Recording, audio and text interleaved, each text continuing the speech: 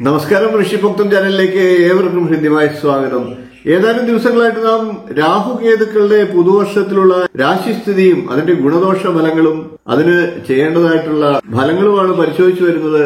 ഓരോ രാശിക്കാരുടെയും പുതുവർഷ നക്ഷത്ര ഫലത്തെ അവതരിപ്പിച്ചിരുന്നു. അതുപോലെ തന്നെ ഓരോ നക്ഷത്രക്കാർക്കും പ്രത്യേകം അറിയേണ്ട കാര്യങ്ങളും അവതരിപ്പിച്ചിരുന്നു. ആ വീഡിയോകൾ കണ്ടിട്ടില്ലാത്തവരാണെങ്കിൽ കാണുക.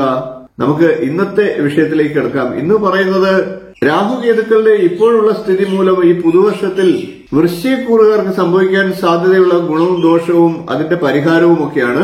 നമുക്ക് വീഡിയോയിലേക്ക് കടക്കാം. ചാനൽ ഇതുവരെ സബ്സ്ക്രൈബ് ചെയ്യാത്തവരാണെങ്കിൽ ഒന്ന് സബ്സ്ക്രൈബ് ചെയ്യുക എന്ന് അഭ്യർത്ഥിക്കുകയാണ്. അതോടൊപ്പം ബെൽ ബട്ടണിൽ നോട്ടിഫിക്കേഷൻ ഒന്ന് ഓൺ ചെയ്തു വെക്കുക.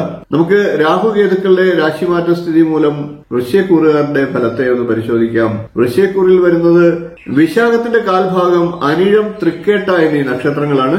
വൃശ്ചികക്കൂറുകാരെ സംബന്ധിച്ച് രാഹു 5ാം ഭാവത്തിലാണ്, കേതു 11ലാണ്.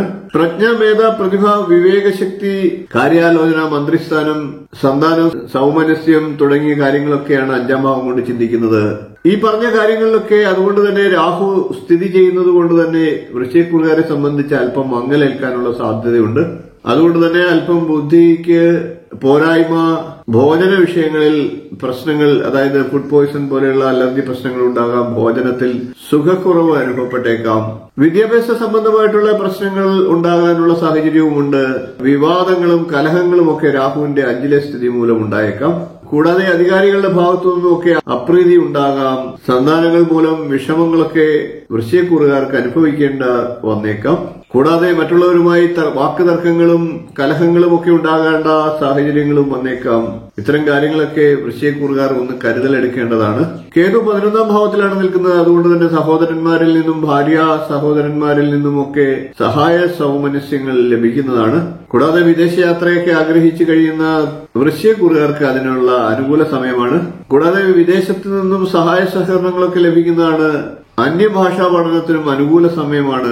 ഭാര്യയും അല്ലെങ്കിൽ കളത്രവുമായിട്ടും പുത്രന്മാരുമായിട്ടും ഒക്കെ കൂടുതൽ സന്തോഷകരമായി ഇടപെടാനും അവരിൽ നിന്ന് സന്തോഷകരമായിട്ടുള്ള അനുഭവങ്ങൾ ലഭിക്കാനും ഒക്കെ സാഹചര്യമുണ്ട്. വൃശ്ചികക്കൂറുകാർ രാഹുകേതുക്കളുടെ ദോഷപരിഹാരത്തിനായി സർപ്പപ്രീതിയാണ് വരുത്തേണ്ടത്. 100 പാലും നടത്തുക, അഭിഷേകം നടത്തുക തുടങ്ങിയ കാര്യങ്ങളൊക്കെ ദോഷത്തെ ഇല്ലാതാക്കും. കൂടാതെ ഗണപതി ഹോമം നടത്തുന്നതും വിശേഷമാണ്. ശിവക്ഷേത്രത്തിൽ ജലധാര നടത്തുന്നതും വിശേഷ ഫലത്തെ നൽകും. കൂടാതെ പൌർണമി ദിവസങ്ങളിൽ ദുർഗാദേവി ക്ഷേത്രത്തിൽ വെളുത്ത പുഷ്പം കൊണ്ട് അർച്ചന നടത്തുക. കൂടാതെ ഭാഗ്യസൂക്ത അർച്ചന നടത്തുന്നതും വിശേഷമാണ്. അമാവാസി ദിവസം ഭദ്രകാളി ക്ഷേത്രത്തിൽ തെറ്റിപ്പൂ കൊണ്ട് അർച്ചന നടത്തുന്നത് വിശേഷമാണ്. അതോടൊപ്പം കുങ്കുമാർച്ചനയും നടത്താവുന്നതാണ്. ശിവക്ഷേത്രത്തിൽ വെള്ള നിവേദ്യവും കൂവളമാലയും ഒക്കെ സമർപ്പിക്കുന്നത് വിശേഷമാണ്. കൂടാതെ ശിവക്ഷേത്രത്തിൽ പിൻവിളക്ക്, ധാര തുടങ്ങിയ വഴിപാടുകളും ഫലപ്രദമാണ്. മഹാവിഷ്ണുവിന്റെ പ്രീതിക്കായി സന്താനഗോപാലാർച്ചന, വ്യാഴാഴ്ച ദിവസങ്ങളിൽ വിഷ്ണു സഹസ്രനാമ ജപം നടത്തുന്നതുമൊക്കെ വിശേഷമാണ്. കൂടാതെ 11 ദിവസം ഓരോ നാണയങ്ങൾ മാറ്റിവെച്ച് അത് ഗണപതി ക്ഷേത്രത്തിൽ ഗണപതിക്കായി സമർപ്പിക്കുക. ഇത്രയും കാര്യങ്ങളാണ് ദോഷപരിഹാരമായി പുതുവർഷത്തിൽ വൃശ്ചികക്കൂറുകാർ ചെയ്യേണ്ടത്. എല്ലാ വൃശ്ചികക്കൂറുകാർക്കും നല്ലൊരു പുതുവർഷമാകട്ടെ എന്ന് ആശംസിച്ചുകൊണ്ട് ഇന്നത്തെ വീഡിയോ നിർത്തുന്നു. വീഡിയോ ഇഷ്ടപ്പെട്ടുവെങ്കിൽ ഒന്ന് ലൈക്ക് ചെയ്യുക, ഷെയർ ചെയ്ത് മറ്റുള്ളവർക്കും ഈ അറിവ് നൽകുക. ചാനൽ ഒന്ന് സബ്സ്ക്രൈബ് ചെയ്യുക. നിങ്ങളുടെ അഭിപ്രായം കമന്റായിട്ട് അറിയിക്കുക. അടുത്ത ദിവസം നമുക്ക് ധനുക്കൂറുകാരുടെ കേതുവിന്റെ രാശിസ്ഥിതിയും ഗുണദോഷ ഫലങ്ങളും പരിഹാരവുമായി കാണാം. നന്ദി, നമസ്കാരം, ശുഭദിനം.